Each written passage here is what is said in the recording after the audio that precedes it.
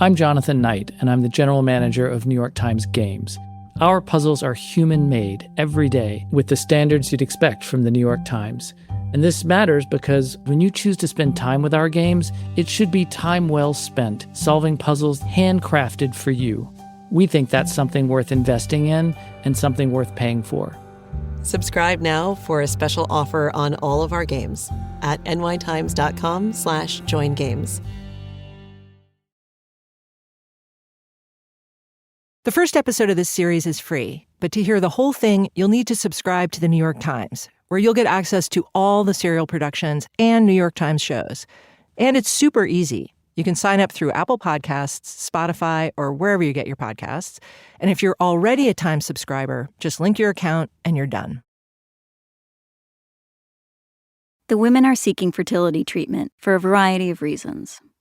They've had a couple miscarriages and they're pushing 40. They don't have fallopian tubes, or they need sperm. One woman has a diagnosis that's like a metaphor from feminist sci-fi. A uterus with a single horn like a unicorn. All of them wind up at the fertility clinic at Yale University. A couple of the women choose this clinic because they work at Yale, and that's what the Yale health plan covers. Others go to Yale on the recommendation of their doctors. But in Connecticut, you don't even really need the recommendation. Yale Medicine. It's a blue-chip medical brand. You know, Yale's just a huge name, and you just think anything that has anything to do with Yale is going to be, the best of the best. It's really not close to our house. It's not where I would have gone. But we figured, another doctor from another hospital said this is the best you can get. And of course you want that. To some of the women, the clinic seems to live up to its billing. They like their doctors, feel cared for by them. That man is an angel, one of the women tells me. He is by far the best doctor I've ever had. Others are not happy at the clinic from the start. It's things like feeling like a number, or issues with communication. There's a lot to communicate. You don't know how hard fertility treatment is until you get into it. And once you start it in one place, it can be difficult to go somewhere else. So they talk themselves into staying. That's the first thing they go against their instincts and talk themselves into.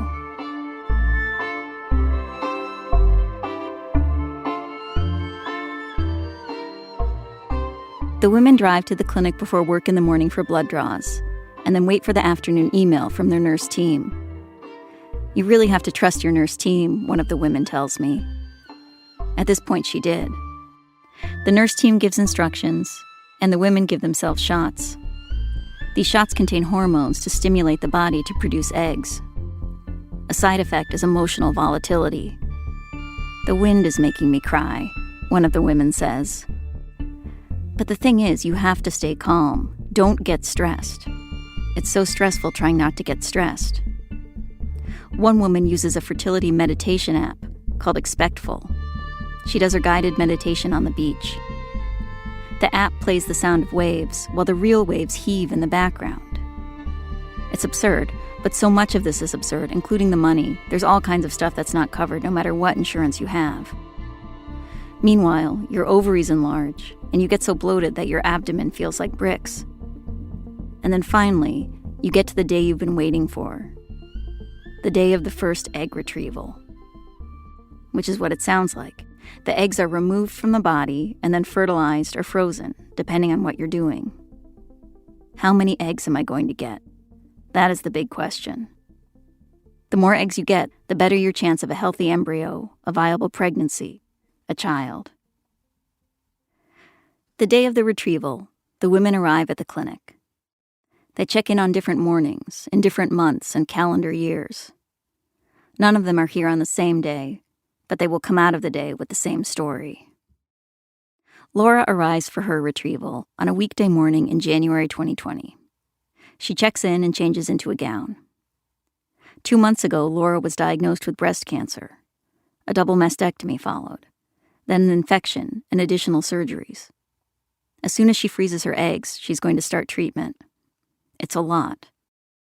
Laura is trying to put all of that to the side and just focus on the procedure ahead.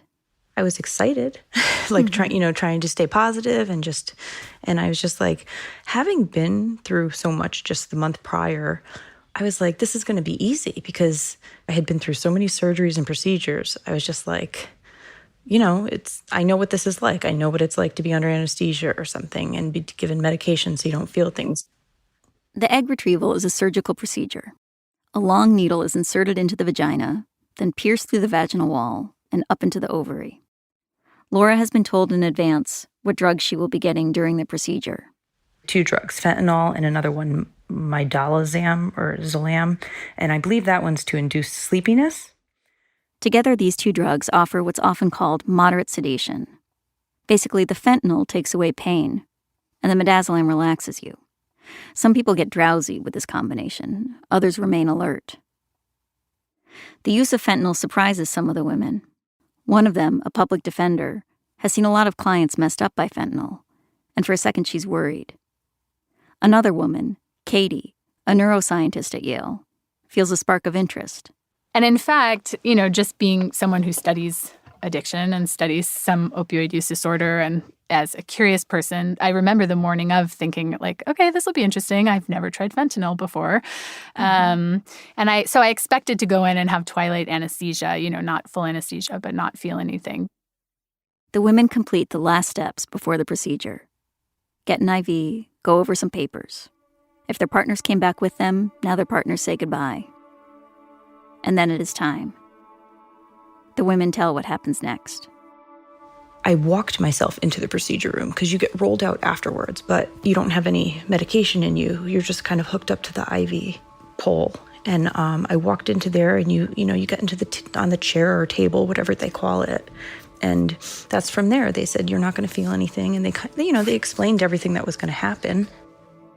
They started the procedure, and, I was just sort of taken by surprise, not expecting the excruciating pain, and just letting them know that, I don't think the pain medication is doing anything. It really feels like you're stabbing the needle. I felt everything. It's literally your most intimate parts of your body. They're using these long needles, and there's also a screen, so I can watch what they're doing, and I couldn't. I had to try and look away because literally each needle pierce, you feel. As we were moving along, it was my blood pressure started going up. I was sweating profusely and telling them, I was just in too much pain, that they had to stop. At that point, I remember them giving me more of the pain medication, and me saying, it's not making a difference. A nurse coming over and putting a wet towel on my head, and another nurse holding my hand, and them comforting me and saying, you're going to be okay. The nurse who she was at the top of my body, kind of at my shoulders, wiping the tears away and helping me kind of hold my breath to keep myself still so that the doctors didn't slip with the needle, and just telling me that I was going to be okay, that I was going to get through it. And up until that moment, I'm so excited, like, oh, I have 24 follicles, like, this is great, like, I'm gonna have a great egg retrieval. And then you're like, oh my God, I wish there was only one. Like, everything was counting on that retrieval. And that's how it feels, like the weight of, your world. My partner and I, she's counting on me to be able to get through this and to have this successful retrieval. And all I'm feeling is, oh my God, I need it to stop. Is this worth it? And, your feet are in the stirrups, and, you're supposed to be laying on the table. But I remember tightening up and just trying to relax my body so that they could do what they needed to do, because I was so tense that, like, my bottom was almost off of the table. I remember, thrusting my hips up, saying, I feel everything, and nobody believed me. And it's just I don't know. But what are you going to do? I wanted the procedure done. I just let it happen, and I was like, I'm awake. So knowing, I was stone cold sober and awake. And I remember the egg retrieval, they kind of do them one by one or like a couple at a time, my impression. And so you have moments in between pain to say, like, what the fuck is going on? I do remember, I think I swore. I was using curse words because it was just so painful. I don't know if I can do this any longer. You just have to get through it. It's going to be over before you know it. Okay, this is going to be over eventually. You can do this. You can do this. I want this moment to be over. Get through it. Get through it. I remember yelling or kind of making like, and really like looking in confusion at my nurse, the attending nurse, and her saying, I'm giving you the most I can legally give you. She said that that's the maximum that she's allowed to give me, so she couldn't give me anything else. I'm almost certain that at one point they said that they had given me all of the pain medication that they could give me. At one point they did say that I had maxed out. I couldn't have any more fentanyl or Versed. And I was like, how is this possible? How is that even, how am I feeling this? How do people go through this? I can feel that. I could feel I don't even know how to describe that. You can just feel them inside of there. As a woman, we've all been through things, with those kind of doctors and stuff. But this is just a pain. It's hard to even explain what it felt like. This is hard to do, but could you describe the pain that you felt? Oh, gosh.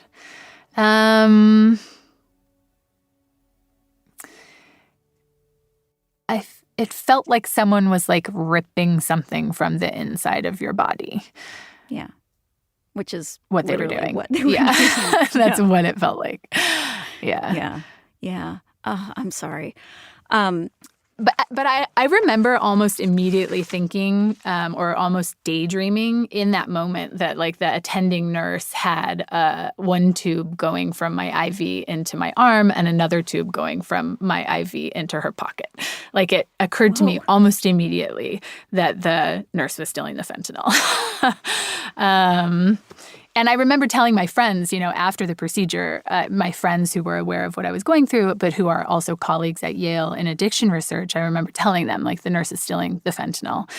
Because it seems so obvious to me. I mean, fentanyl is the most diverted drug in medical settings. It's a now major driver of the opioid crisis. And it was just really easy to imagine that someone with access to, poorly controlled fentanyl would be abusing it. That's so fascinating that's the image that raised itself up for you because it is so evocative. Because it is so evocative. And also because it was true. A nurse at the clinic was stealing fentanyl. Not Katie's nurse, not the tube in the pocket. But a nurse at the clinic was stealing fentanyl and replacing it with saline. She did so undetected for months. Which meant patients weren't getting fentanyl in their IVs. They were getting salt water instead. Drug-addicted former nurse is sentenced for a crime that caused unbearable pain to dozens of women. The nurse stole drugs and then replaced them with saline solution. Connecticut nurse admits that she swapped out anesthesia drugs for salt water, causing excruciating pain to women during infertility treatments. It happened at a top-rated center affiliated with a horrible story about the extremes a fertility nurse struggling with drug addiction took to get her fix. A federal investigation determined that as many as 200 patients may have been victims of this substitution over 5 months in 2020. Lawyers for some of the patients believe the real number is higher, and this went on for longer. I've talked to a dozen patients who believe they were victims of this. 11 of them are plaintiffs in a lawsuit against Yale, and their lawyers were present when we spoke. When I started doing these interviews, I was struck by the echoes in these women's stories. To me, it sounded like a chorus of women saying, "Something is wrong here," again and again. The patients wondered how the clinic could have failed to detect this. And the conversations I was having made me wonder that too. And then I began talking to other people, staffers who'd been there, and I learned about what went on behind the scenes. The staffers I spoke to were horrified by what the patients had experienced. They were grappling with their own questions about how this had happened, about what had gone amiss. The patients didn't know why they were in pain. Their doctors didn't know either. And in the absence of information about the true cause of the pain, people came up with stories to explain it. The patients constructed stories about why they felt pain. Staffers at the clinic came up with theories too. Eventually, the nurse would tell her own story about the pain, which would launch a whole new set of stories. The ones her friends and family would come up with. The one that would get argued in court. The one Yale would tell. And all of these stories revealed something about women's pain, how it's tolerated, interpreted, accounted for, or minimized. In fertility treatment, you evaluate the outcomes by whether you wind up with a baby. That's the metric by which success is measured. It all went well if you leave with a live birth.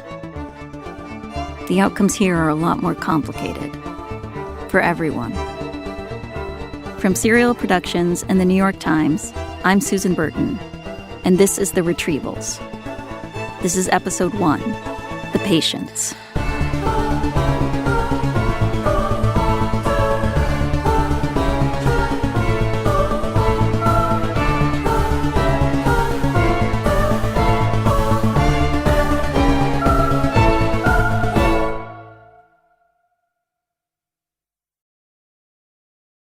I'm Paul Tenorio. I cover soccer for The Athletic. And I'm Amy Lawrence. I cover football for The Athletic. Whatever you call it, the biggest competition in the sport is happening right now. And The Athletic's World Cup coverage has everything you need to follow the tournament.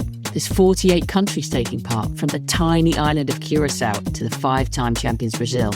Even if you don't know your offside from your onside, if you're eager to know more about the teams, the matches, all the stories on and off the pitch, we've got you sorted. Maybe you're the kind of person who's already up early every weekend, waking the neighbors when your favorite club scores. We'll make sure you get equipped with more information, more insight than anyone you know. We've got more than 70 obsessive reporters on the ground, covering the ins and outs from every game. I almost forgot to mention the best part, Amy. Free access to The Athletic's World Cup coverage in our app. Download the Athletic app and see you there.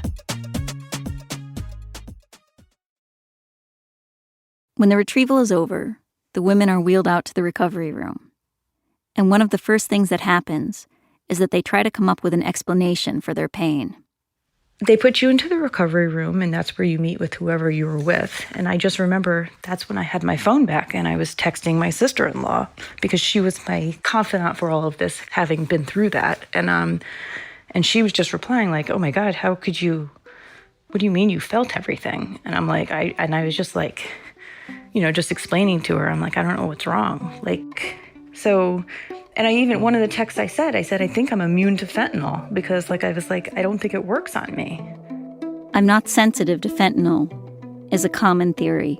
And I remember when the procedure was done, my family sort of, we have a family text that's ongoing. And I just remember texting them that, it's hard to believe that we have a fentanyl epidemic where people are addicted because it did nothing for me.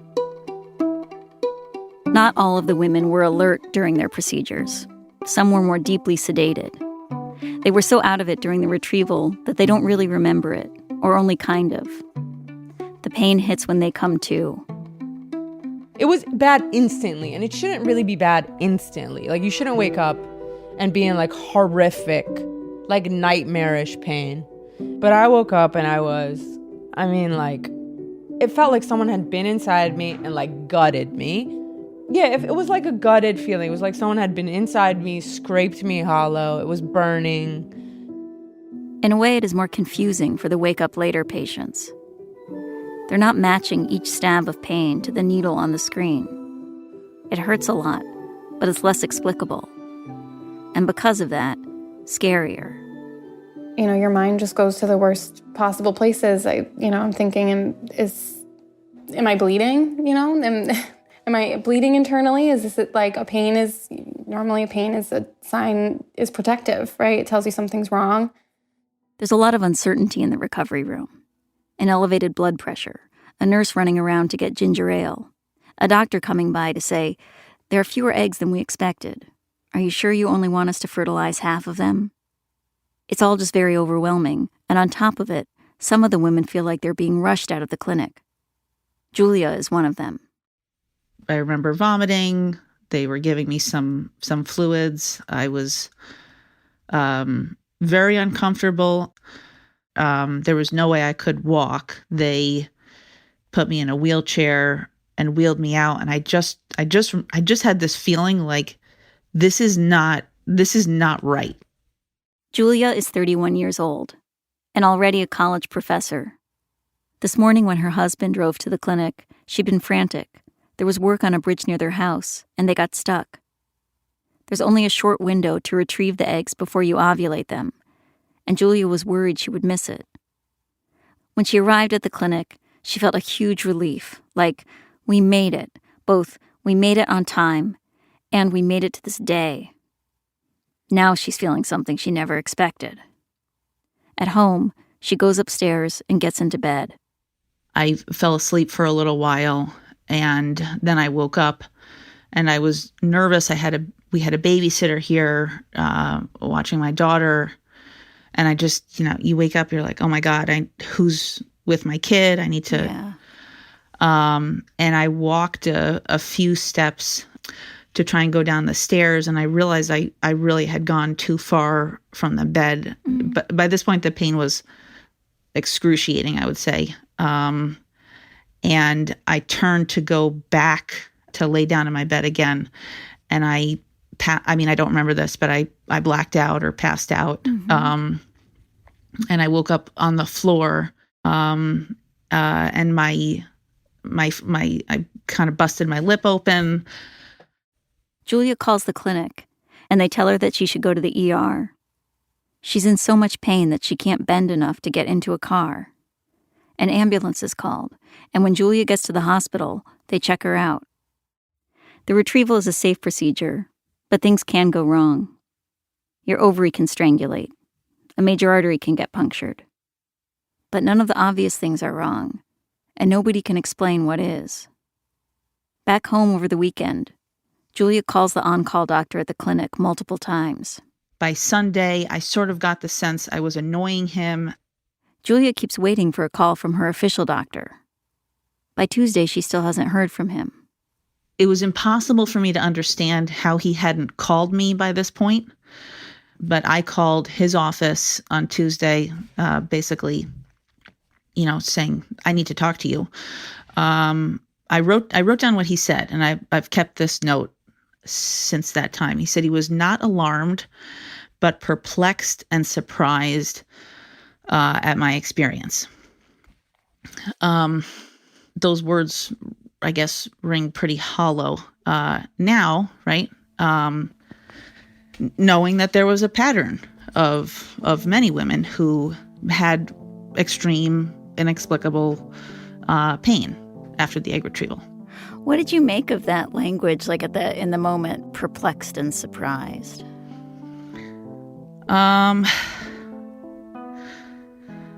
It was, I guess,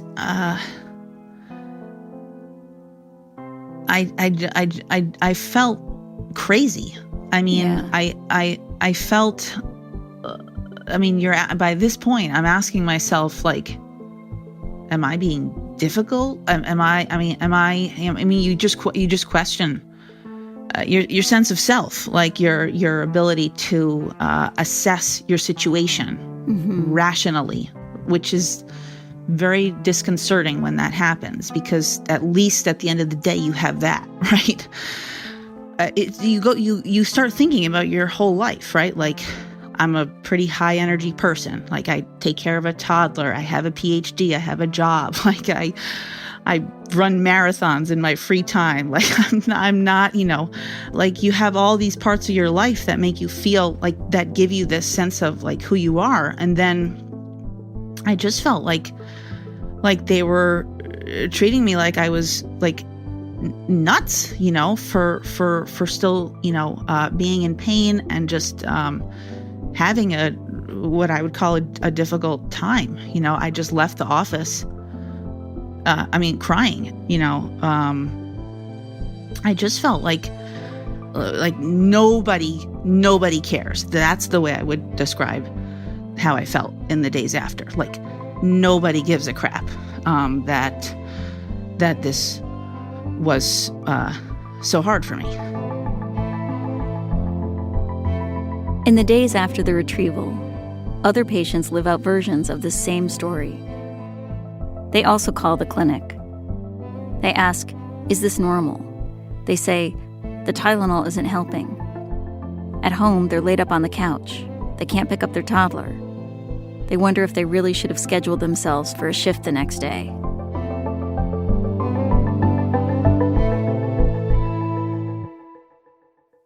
Not all staffers at the clinic are dismissive.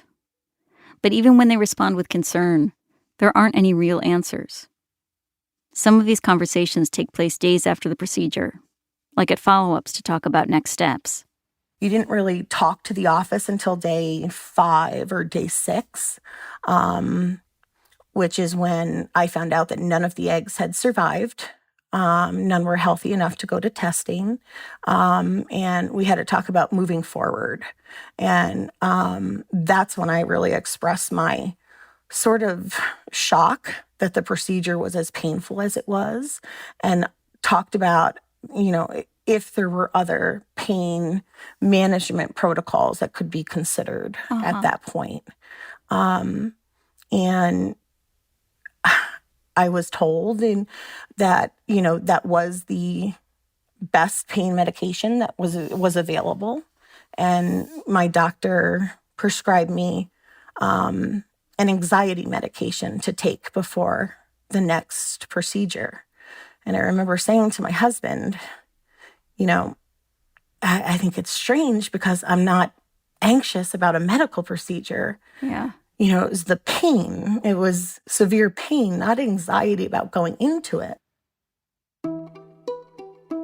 The next time that I saw my doctor, he asked me how the procedure went, and I said it was really, really painful. And he was kind of like a little bit concerned, but then he just didn't say anything after that. So I was like, okay, I guess. And this was my first time doing it, so I didn't know any better. So I was like, oh, okay, I guess it's supposed to be painful. Other women are talking about what happened with family and friends. So at that point, I had talked to a couple of family members who had done retrievals, and I felt even worse. Yeah. There's nothing like feeling shame from like another female, and it unintentional too. That just seems weird because, I was wheeled back there and joked with the staff and then fell asleep and woke up and was fine. And that seemed to be the general consensus between procedures at different clinics, that, oh yeah, I was kind of alert, but I didn't feel anything. It was really no big deal. Like the shots ahead of time were way worse than the actual procedure. And I started shutting down after hearing those stories that this was on me. Like something wasn't right with my tolerance and my ability to handle this.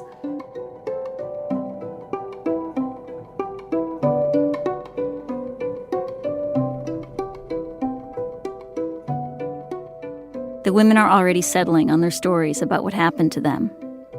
I'm immune to fentanyl. It's my fault. It's supposed to be painful. The clinic tells patients that they may experience mild discomfort. But now some of them have recalibrated their expectations, including Lynn, who will have 8 retrievals at the clinic. All of them will cause her excruciating pain. Again, you hear about IVF and how tough of a process it is, mentally and physically. And, I just thought, this is what I have to do, this is what I have to do. And sort of just thought, this is what women go through.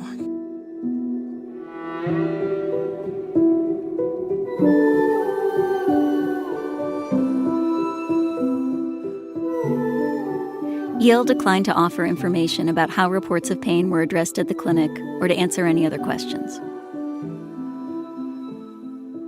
Episode 1 of The Retrievals continues after the break.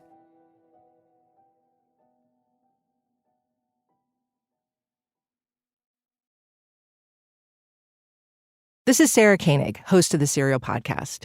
If you're already hooked on this show, then maybe I don't need to say anything else here except if you want to hear the rest of it, subscribe to the New York Times. The end. But for those of you who have questions, chiefly why? Why do I have to pay for this? I'm glad you asked. If you've listened to Serial shows, you know our stories are inventive and expertly reported. Nobody makes them like we make them. But to make them like we do, it's pretty expensive.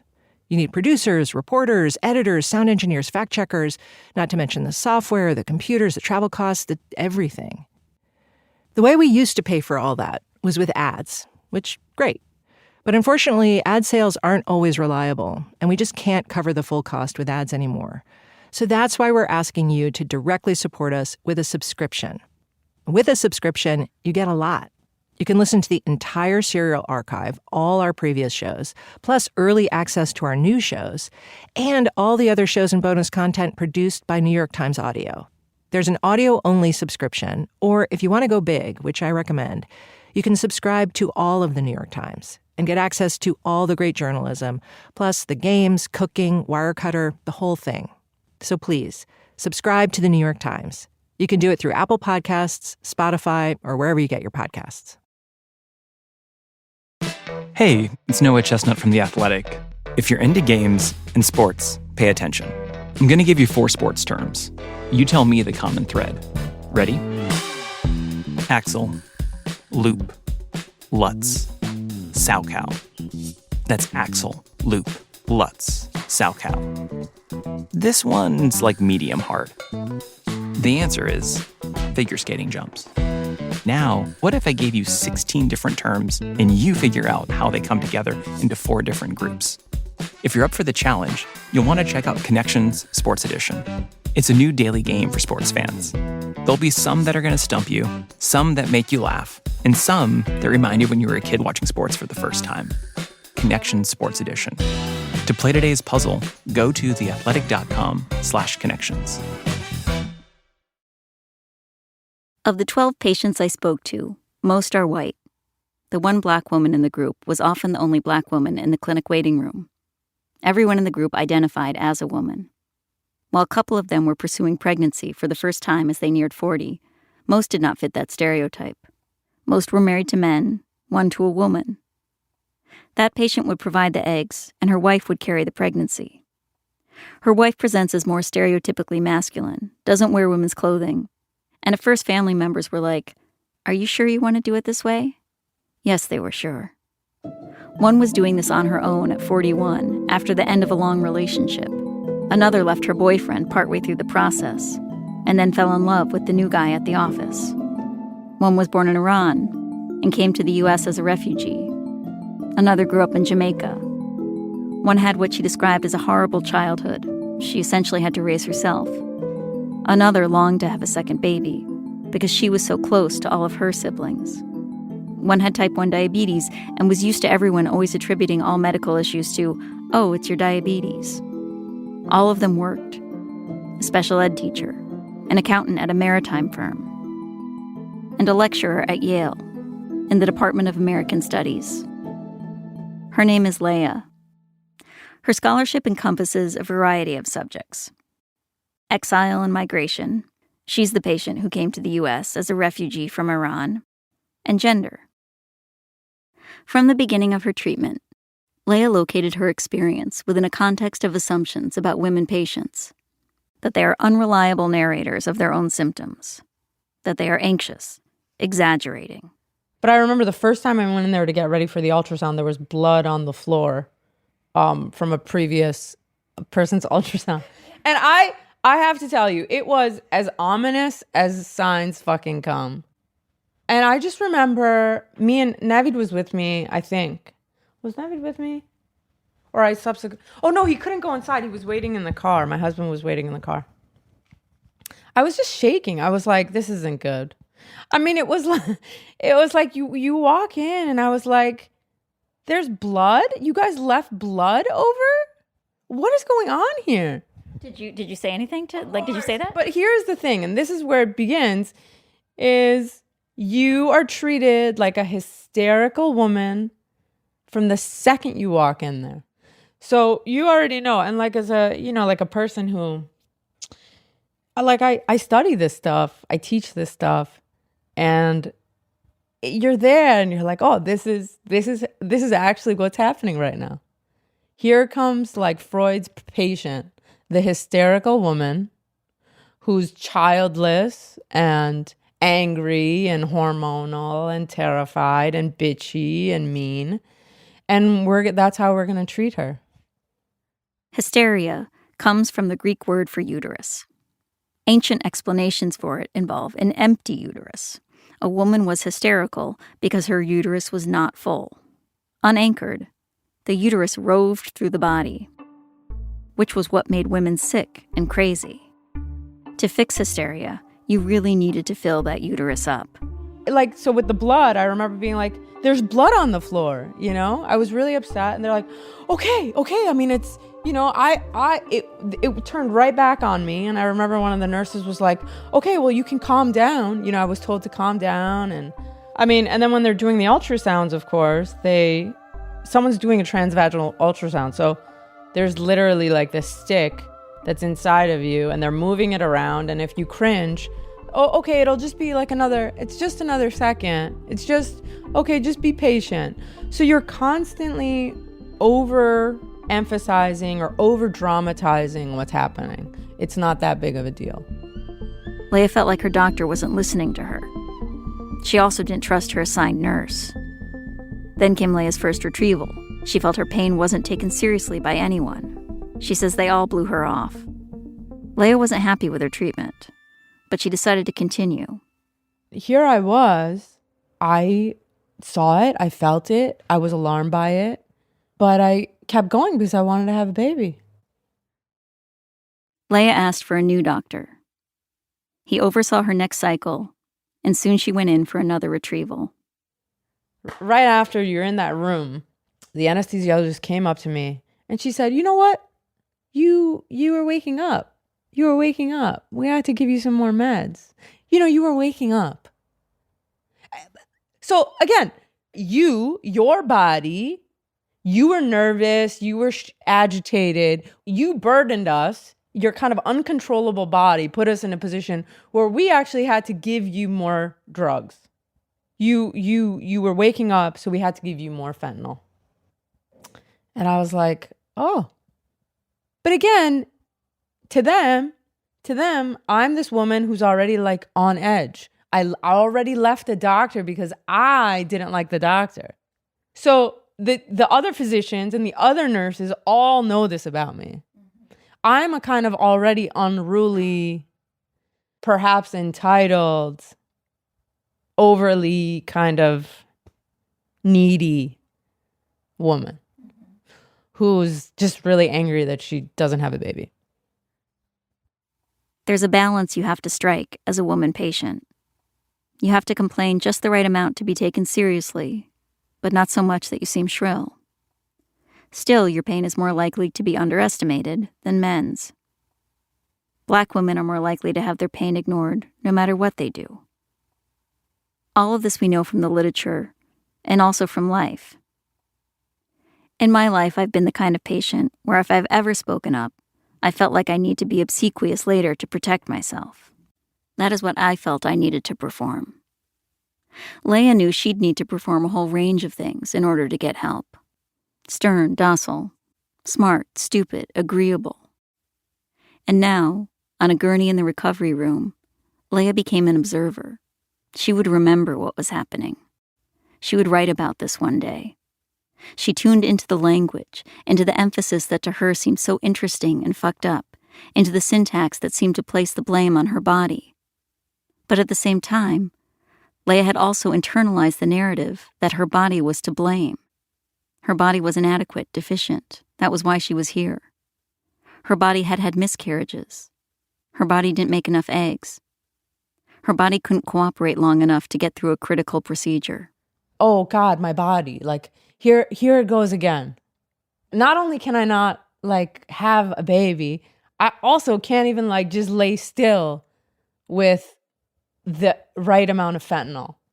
In this moment, and throughout her treatment, Leah was simultaneously the writer saying, I can name what's happening here. And the patient saying, how could I have let this happen? Other women occupied their own versions of this position. Their professional identities offered them one kind of story about these events. Their identities as patients directed them to another. Several of them had an area of expertise that was directly applicable here, in a way that is kind of uncanny. For example, there are multiple patients who work in healthcare, including one who's designed systems for the safe storage of medications. There's a nurse anesthetist. She thought the anesthesia was the one part of fertility treatment she wouldn't have to worry about. And of course, there's the addiction researcher, Katie, who had the prophetic fantasy. What's unique about you is that not only did you know something was wrong, you knew exactly what was wrong. I did. Yet still, you constructed like this other narrative to explain it. Yes. Like other patients, Katie had expertise that gave her knowledge. But she and others pushed that knowledge aside. They decided not to know what they knew in order to keep going. I wanted Katie to lay out the path to that cognitive dissonance. I wanted her to explain exactly how she got from one story to the other. I mean, as I've told you, I came out of that procedure and I remember immediately texting my friends who are also colleagues in addiction research at Yale, the nurse is stealing the fentanyl. It just seemed so obvious. But then, then you sort of come out of I remember just coming out of the shock and recovering from the procedure, and things just go on. No one is addressing the fact that I was sober during the procedure.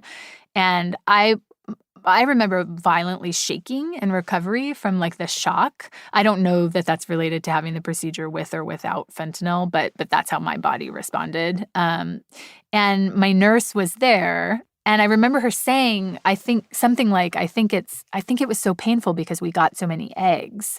And so it was just sort of this positive kind of false narrative about what had happened. And so then, I think I coped by coming up with an alternate explanation, which was that I do remember waking up during having my wisdom teeth being pulled when I was a kid, to the nurse saying, shit, and then, giving me more drugs, putting me back under. So, the other explanation for me was that maybe I'm not sensitive to certain opiates, and I remember also that kind of became my narrative with, my friends and colleagues kind of remember me sort of switching to that narrative and saying well, maybe you're not sensitive to fentanyl. So I started to kind of tell myself a story about my pain, just try to understand, it's a way of just understanding my experience, and thinking, yeah, maybe this is what happened. The story becomes a way not only to explain pain, but to cope with it. A way to not only make sense of the pain, but to manage it, to tamp it down, get through it. In this way, the story becomes the medicine that the patients weren't given.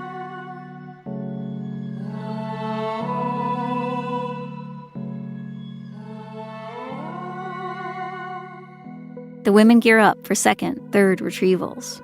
They change their diets. They cut chemicals out of their home. They read the books the nurses recommend. Or they get ready for embryo transfers. They make reservations at a hotel in town so that they won't have to drive home over a bumpy road. Despite these efforts, some of the women miscarry. One woman wakes up about 10 days after her embryo transfer with some spotting. Don't think anything of that yet, a nurse reassures her. But the pregnancy test comes back negative. When do you think you might want to get started again? Her doctor asks her at a virtual follow-up appointment. I'm not ready, the patient says. She closes the telehealth, and that's the last time she talks to the doctor. She never goes back to that clinic. She stops fertility treatment and doesn't know when or if she will ever resume it. She never wants to go through an egg retrieval again.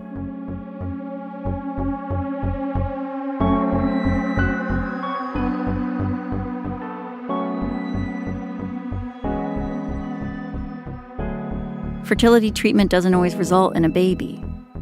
It's not just giving yourself shots that's hard. It's the cycle of hope and loss. It just clobbers you. And the longer you stay in it, the more the drugs mess with your head. It's called the Clomid crazies for a reason, one of the women tells me. And the money, always the money. If your insurance covers this, it probably only covers a few cycles. There's so much pressure on each one. Once you have to pay out of pocket, you're talking maybe $15,000 for one cycle, and that's the low end. Some of the women are keeping their treatment secret. One of them can't even tell her own mother. It's hard. It's hard to begin with, even without this extra layer that's been added onto this now. The pain and the fear of more of it. The first time I went in clueless, thinking you're not going to feel a thing. So I think the second time I had a lot more anxiety. Laura doesn't get as many eggs as she hoped for the first time around. It's urgent that she start cancer treatment, and the doctors accelerate her cycle. Her second retrieval is scheduled for barely more than 2 weeks after her first. That morning, Laura's mother drives her to the clinic and sits in the waiting room while Laura goes back for the procedure. And I was shocked. I was shocked again that it was the same situation. I'm thrusting my hips and telling these people, like, wide awake speaking to them. And I was just like, I feel everything you're doing. And that was when I remember actually saying to them, I could drive myself home right now. I'm that alert. In the recovery room, Laura gets her phone back and, just like last time, texts her sister-in-law. Then she sees her mom. She tells them both how much pain she's in.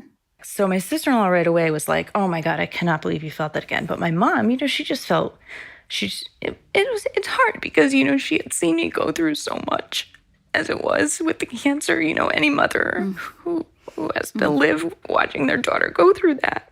And then for me to tell her, this was supposed to be a special moment because we're preserving my fertility, and I'm sorry. It's okay. And for her to see that, it hurts her to see me in pain, and I was just like, well, thank God. I think this was the last time I had to do that, Yeah. So. What did the two of you do, the rest of that day? Did she drive you home?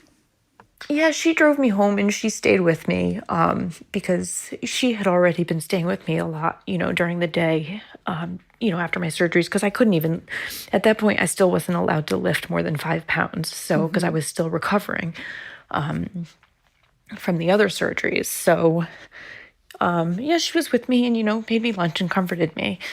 And just, we were like, okay, so now we just go back to waiting and, hoping we get a good number. And, I just moved on from it because I faced many more surgeries that year as well. So, I kind of had to just switch back into, that survival mode. Like, okay, now we just battle the next thing. So. In the other surgeries you had, cancer-related surgeries, what were your experiences of pain like? It's actually interesting that you bring that up because when I did have my double mastectomy, I was hospitalized. I think I was in for a day or 2 days. And strangely enough, the night nurse forgot to give me morphine. So I actually was awake and in pain the entire night. And I have a gluten allergy, so they couldn't feed me anything because the kitchen was closed. So I spent the entire night vomiting because they were trying to give me Percocets or something. Oh. And so I know what pain feels like. I've whatever. And the next morning the doctor goes, I don't understand why she didn't give it to you. It was in the order and I had a really young nurse, whatever. This is completely unrelated to that. But, I know what pain feels like. I've been through it. Yeah. And then when I was hospitalized at Christmas, that's funny that that you bring that up because my sister-in-law actually had pointed out, she goes, do you remember when you kept telling me you were immune to fentanyl? She goes, when I did a search on my phone, I guess she's really savvy. You can type in fentanyl in text messages and it'll bring up every conversation. She goes, I actually found one from when you were hospitalized at Christmas saying that you were on fentanyl. And I guess she had sent me a picture of her Christmas tree, and I had made a comment like, oh my God, did your house burn down? And she was just like, and she was like, what are you talking about? And I said, I don't know. The nurse just gave me fentanyl. And so she goes, look, Laura, so it does work on you. Like, oh, wow. You know, and this was a month prior. And that didn't even dawn on me. Like, oh my God. So, yeah. But when it came time for the other thing, I was just like, oh, it must not work on me.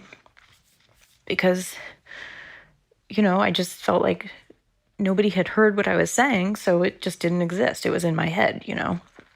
So yeah, so I don't know. Was I foolish because I didn't like dispute it more? Maybe not. I don't know. But like I believe them. You trust them.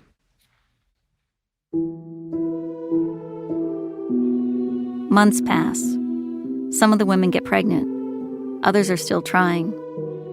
Some of them are still showing up at that clinic for blood draws when they open their mailboxes in December 2020. Christmas was on a Friday of 2020, and the mail arrived on Thursday. It was Christmas Eve, and I was busy. And I just thought, I'm not gonna go get the mail today. And I waited until Monday, the 28th. And, you know, it was a nice day. I went outside, I got the mail, and, you know, I got this letter. So I got this letter in the mail. It's nothing fancy. It's Yale envelope. I'm assuming it's a bill. Bills never stop coming with IVF. You get so much when you work at Yale. Also, you just get like Yale emblazoned mail. And so you're like, oh, okay, whatever. It was like this thin thing. And I was like, oh, they, you know, changed locations or something. It's like, this is not important. And instead of just setting it aside, I happened to open it. And I was furious. And it says, Dear Kathleen Garrison, I'm writing to you in my role as director of Yale Reproductive Endocrinology and Infertility to let you know that we have learned of an event that may have involved your care. You know, that they've become aware that the nurse was switching out the fentanyl with the saline. A few weeks ago, we learned that on multiple occasions, a Yale Fertility Center nurse replaced fentanyl, a routinely used narcotic medication, with a normal salt solution, saline, in some medication files. As a result, some patients may have received saline instead of the intended narcotic medication during their procedures. While there's no reason to believe that this event has had any negative effect on your health or the outcome of the care that you received, we believe that you should be informed. They make this stupid comment in the letter that there was no harm done from this happening. And I don't know if Hall was home or I called her, and I was like, bullshit, no harm done? Don't send me a letter and tell me that we're confident no one's, outcomes were affected by this. I know my outcomes were affected by this. I know what I experienced and went through. But Yale wasn't going to help me. They didn't think there was harm. They didn't think it was a problem. That it was honestly, I think it was one of the most disrespectful ways they probably could have notified any of us that it had happened. That, we had this little breach and you're fine. No biggie. Go about your day. Again, no one reached out to talk with us or to see what we experienced as patients. My only communication about it was through the letter. And that's still to this day. And yet, in addition to fury, there's also vindication. When they learn the news, however they learn it, the women text their twin sister, or run inside to their husband, or weep in their kitchen. It was mind-blowing. I immediately called my mother. I immediately called my sister-in-law, and I'm like, I don't know, something had just hit, it all makes sense now. And it was like, okay, it all makes sense. It was almost a relief to know, I'm not crazy. There's nothing wrong with my body. I don't have something blocking opioids or, where, my body's wrong and doesn't react to medicine. But it also shows how much they ignored my pleas for help and saying nobody believed me. And so in a sense it was relief, just knowing that what I felt was real. But there's more. The letter continues. The law enforcement investigation and our own review have found no reason to believe that you were exposed to an infection due to this event. Even so, we can appreciate that you may want further reassurance, and if you wish, we will arrange for you to be tested for a group of blood-borne infections at no charge. And I was like, what the fuck?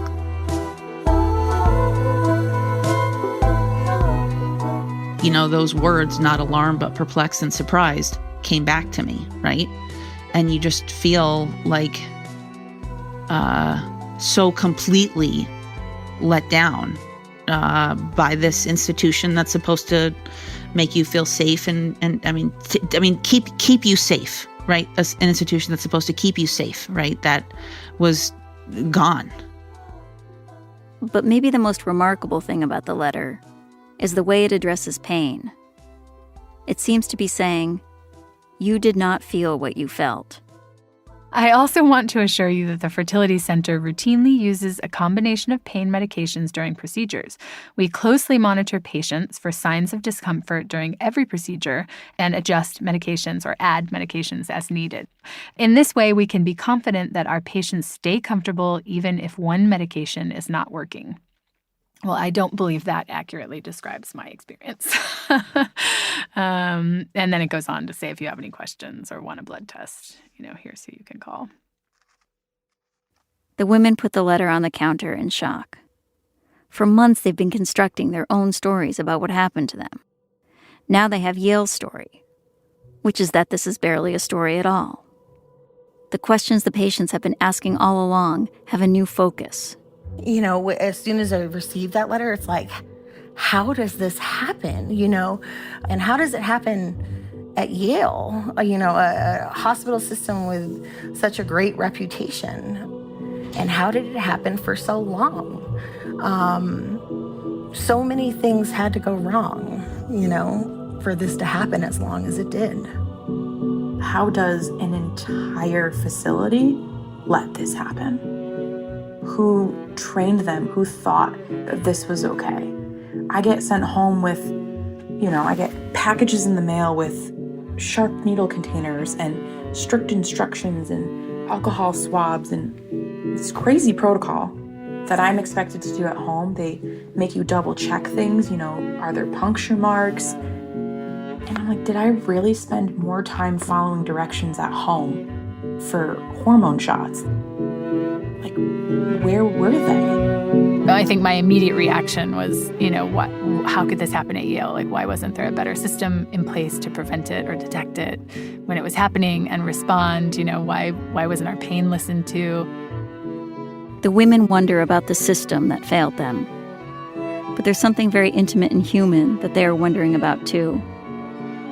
We were notified that it was a nurse. We didn't have the name of the nurse in that original letter. And so it's sort of, racing through your mind, which nurse? Because you build such a strong relationship with these people and you see them so often and you trust them and, build a relationship. And so you're thinking which nurse could this have been? And then you're showing up, and okay, who's not here anymore?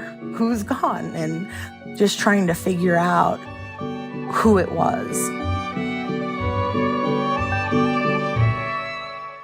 The patients know what happened. They're about to find out who did it. That's next.